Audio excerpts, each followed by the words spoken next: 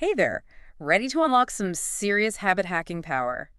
We're diving deep into Atomic Habits today by James Clear. Oh, this one is full of great stuff. It really is. And you know what stood out to me from your notes? That idea of small changes, big impact, like those tiny things we do every day, they really do add up, don't they? They absolutely do. It's like that idea in the book, what does he call it? The plateau of latent potential.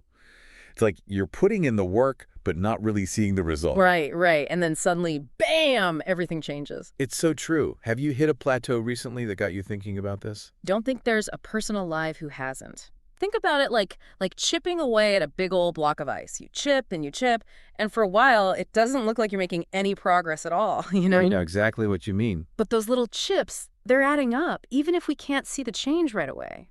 And then you hit that critical point, and suddenly, breakthrough. It's like those overnight successes you hear about, but really it's all those small wins leading up to it.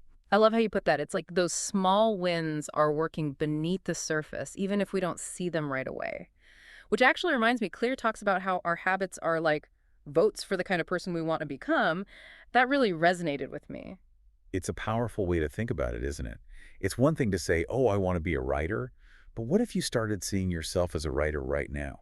Every time you sit down to write, even if it's just a sentence or two, you're casting a vote for that writer identity. Okay, I love that analogy, casting votes for our future selves through our actions. Our brains, they love patterns. The more we act in alignment with that identity we're working towards, the more natural those habits become. So if you want to be a writer, write. So simple, but so profound. But how do we actually make those habits stick? I mean, we all know what we should be doing, but the doing part, that's the tricky bit. For sure. But Clear breaks it down into a really simple four-step loop, remember. Cue, craving, response, reward. Like, let's say your phone buzzes with a notification. That's your cue.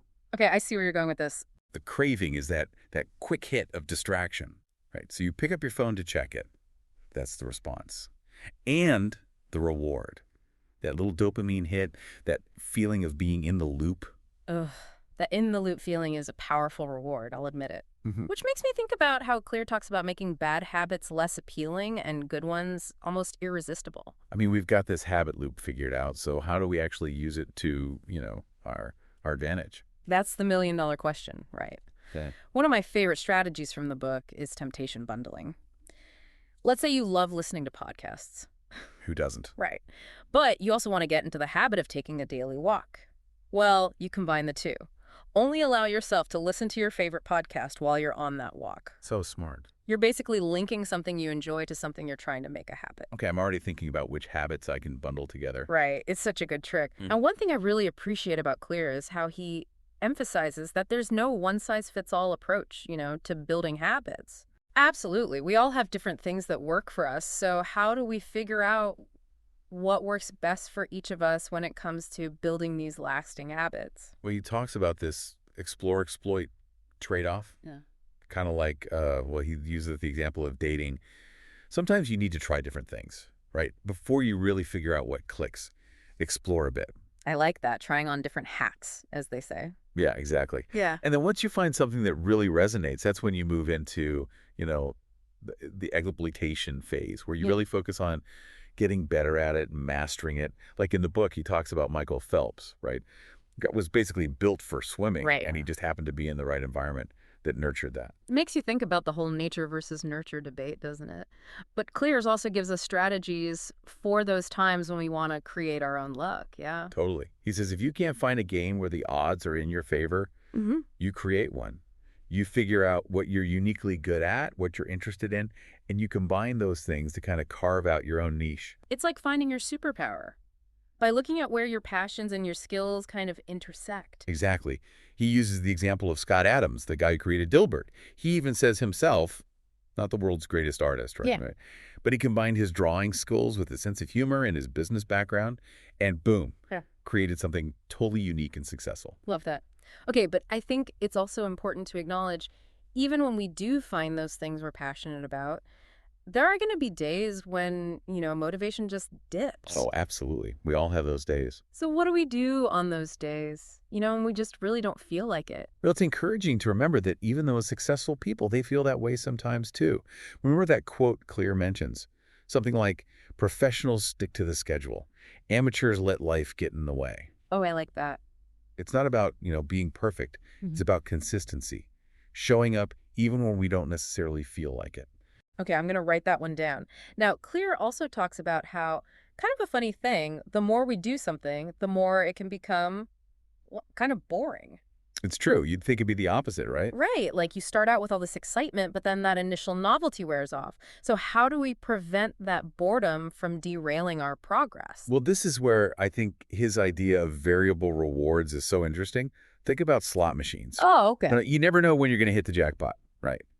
But it's that anticipation, that potential for a reward that keeps you coming back. Okay, I see what you're saying. So it's not about getting a reward every single time. It's about that element of surprise. Exactly. That element of surprise keeps things fresh, keeps you engaged. Keeps those dopamine receptors firing. Exactly. It's like, will I hit a new personal best at the gym today? Will I finally nail that challenging recipe? Who knows? That little bit of uncertainty can be surprisingly motivating. I like that. And this kind of ties back into Clear's point about the balance between success and failure.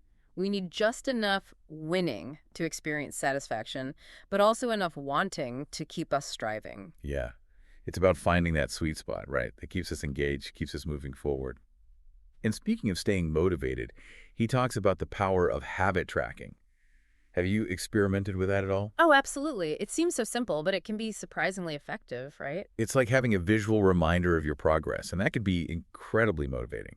Like Clear talks about Benjamin Franklin and how he kept track of 13 virtues he was trying to cultivate. Talk about holding yourself accountable. Right. It's like each time you check something off, you're reinforcing that identity, like I'm the type of person who does this. But Clear also mentions a potential downside of tracking, right? He does, yeah. He cautions against becoming obsessed with the numbers themselves because it's easy to get so caught up in hitting a specific target that we kind of lose sight of the bigger picture, the why behind what we're doing.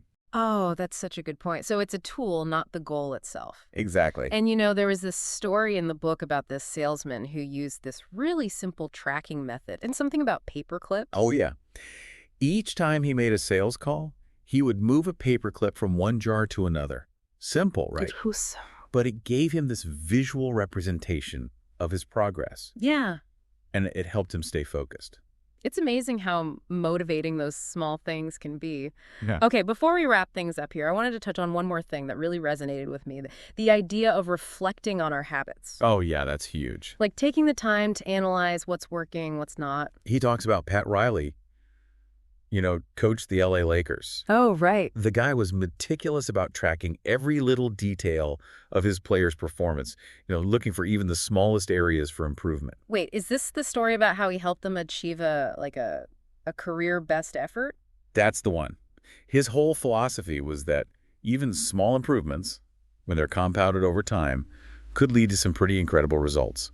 It wasn't just about tracking the data. It was about using that data to actually refine their strategies, their habits, everything. Reflection is crucial for growth. Even Olympic athletes like Eliud Kipchoge, they make it a point to reflect on their training, taking notes after every practice to see, okay, what can I do better next time? It's amazing how these little things make such a difference, right? We've covered so much ground, these small wins, habit tracking, reflection. But one thing that stuck with me, how Clear it says happiness can be kind of fleeting. Oh, yeah. Because there's always this new desire forming, right? Like you reach one goal and you're already on to the next. So instead of chasing happiness, he talks about aiming for satisfaction. Interesting. What does that look like, when it comes to our habits? Well, I think it's about finding that sweet spot where the habits we're building are both meaningful and enjoyable. He reminds us it's easy to get caught up in that initial excitement of something new. Oh, for sure.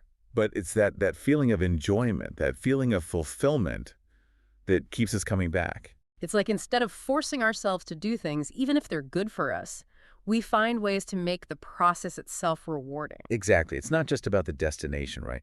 It's about enjoying the journey as well. And that's what I love about this book. It's not just a bunch of tips and tricks. It's like he's giving you a whole system that supports the changes you're trying to make and in a way that feels, sustainable. Yeah. And maybe even, dare I say, enjoyable.